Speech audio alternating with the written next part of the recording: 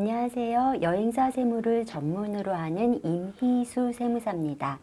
이번 시간에는요, 여행사의 수익 구조랑 고객들이 신용카드나 현금 영수증으로 여행 대금을 결제할 때 회계 처리가 어떻게 이루어지는지에 대해서 알아보도록 하겠습니다. 자, 여행사의 수익 구조를 살펴볼 텐데요. 여행사는 고객으로부터 이 여행 대금을 받아가지고 여행지에서 필요한 대금을 결제를 합니다. 이때 여행사의 수익은 어떤 부분이 될까요? 여행지에서 필요한 비용이라는 것은 여러 가지가 있겠죠. 이런 항공비나 숙박비, 교통비, 입장료, 가이드 이러한 모든 경비를 지상비라고 하는데요. 여행 대금, 만약에 고객이 한 500만 원의 여행 대금을 여행사에 지급했다고 했을 때, 우리 마진이 한 10%다. 그러면 이 알선수수 10% 부분이 우리의 수익이 되는 것입니다. 물론 10% 약간 많긴 하지만은 그냥 10%라고 잡으면은 이 지상비가 한 450이 되는 거고, 그 다음에 우리의 알선수수료는 50이 됩니다. 그럼 이 450은 우리가 고객으로부터 받아서 결제를 하는 금액이 되겠죠. 이것은 수탁금이라고도 부르고 우리의 비용, 그러니까 여행사의 비용이 아닌 단지 이런 어떤 업무를 대행해 주기 위해서 고객의 편의를 제공하기 위해서 지출되는 그런 금액이 되는 것입니다. 따라서 여행사의 매출은 이 50이 돼야 되는데요. 여행사의 매출을 50으로 잡는 이러한 방법을 순액법이라고 합니다.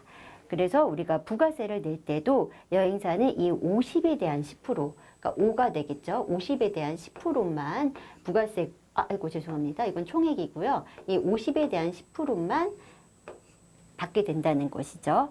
근데 만약에 여행사에서 이런 순액법으로 매출을 잡지 않고 우리 여행 대금이 지금 500이라고 했죠. 이 500을 전부 다 총액으로 잡겠다라고 하면은 부가세 과세 표준은 이제 50이 되는 것이죠. 50. 여행 과세 표준이 500이고 500에 10% 하면은 부가세는 이제 50이 된다는 거죠. 매출이. 그러면은 이제 매출이 500이 되기 때문에 거기에 대한 비용을 공제해야 되는데요. 비용은 바로 이 지상비입니다. 그러니까 450이 비용이 되는데요. 법인세나 개인소득세로 비용 처리를 450 하는 것은 어렵지 않지만은 부가세를 공제받는 데 있어서 매우 어려움이 있습니다. 국내 여행지라고 하더라도 항공비나 이런 거, 교통비는 보통 부가세 공제가 안 되고요. 입장료도 부가세 공제 안 되고 이런 것도 다 부가세랑 상관이 없는 거고요.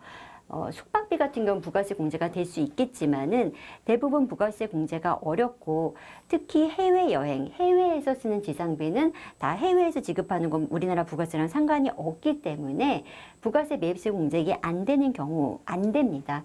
그러니까 우리 여행사의 부가세 부담이 굉장히 커지게 됩니다. 이 총액법으로 했을 때는 부가세 부담이 굉장히 커지기 때문에 대부분의 여행사들은 순액법으로 해가지고 부가세를 이 5만 납부하게 된다라는 게 이 여행사의 전반적인 수익 구조라고 할 수 있습니다. 자, 그러면은 세무서에서는 이 대가를 어떻게 구분할까요? 자, 우리가 여행대금 500을 받은 거, 여행사의 통장을 보면은 굉장히 이런 거래들이 많습니다.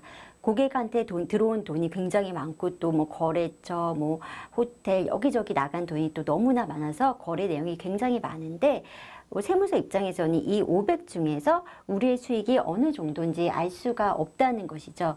따라서 이거를 나중에 소명을 해라 라고 했을 때 우리가 그때 제출해야 될 자료로서 여행 정산서를 반드시 작성을 해놔야 됩니다. 여행 정산서라는 것은 아까 그 500에 여차저차 해서 450의 지상비가 있고 우리의 수익은 50이기 때문에 거기에 부가세에서 55다. 이런 정산서, 각 고객별로 정산서를 구비를 해서 나중에 이제 소명을 해야 된다는 것이죠. 그래서 이렇게 정산서가 없다라고 했을 때는 세무서에서 나중에 이 통장 내역을 근거로 입금된 게 그러면 총액 매출로 해서 너희 매출 아니냐 이렇게 했을 때 우리가 대응하기가 매우 어려워질 수가 있습니다. 그래서 이 수탁금에 대한 매입세 공제는요, 좀 아까 말씀드린 총액으로 했을 때는 매입세 공제가 어렵기 때문에 우리는 이제 순액으로 한다라고 말씀을 드린 부분이고요. 여행 정산서를 구비하는 것은 매우 중요하다라고 할 수 있습니다. 이제 신용카드 매출에 대해서 알아보겠는데요.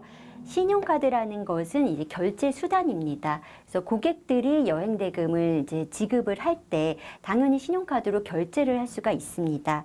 여기서 우리가 뭐 잠깐 생각해 볼 부분이 바로 이 내용인데요. 사실은 신용카드 아까 말했듯이 여행사의 매출은 50입니다. 그러면은 나머지 450은 여행사가 용역을 공급하는 게 아니죠. 항공사나 숙박이나 호텔 이런 데서 공급하는 건데 여행사가 다 총괄해서 500을 받게 되는 그런 형태가 됩니다. 그렇게 되면 사실 여신점용금융법에서는 이런 뭐 실제 매출이 아닌 부분에 대해서 신용카드 결제하는 것은 문제가 있다. 그런 행위를 하면 안 된다라고 되어 있거든요.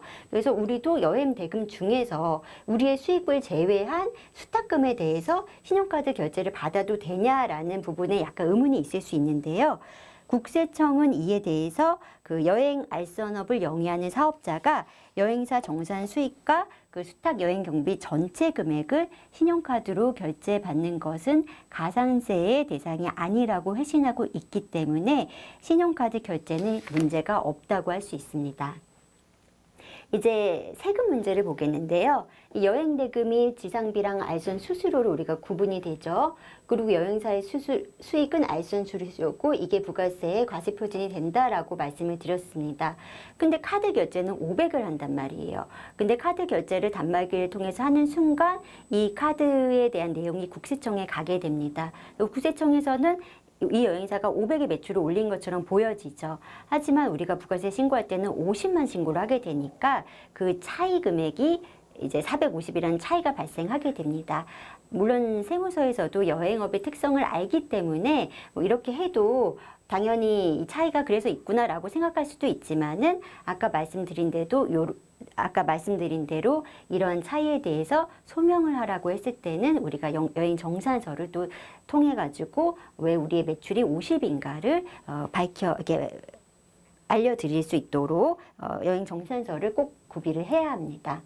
신용카드 매출에 대해서 말씀을 드렸고요. 이제 현금 영수증이 있습니다. 현금 영수증은 조금 신용카드랑은 틀립니다. 왜냐하면 신용카드는 결제 수단이기 때문에 500을 전부 결제할 수 있다고 했지만은 현금 영수증은 그냥 현금으로 일단 500을 준 거에 대해서 지출 증빙을 얼마를 하냐의 의미인 거죠.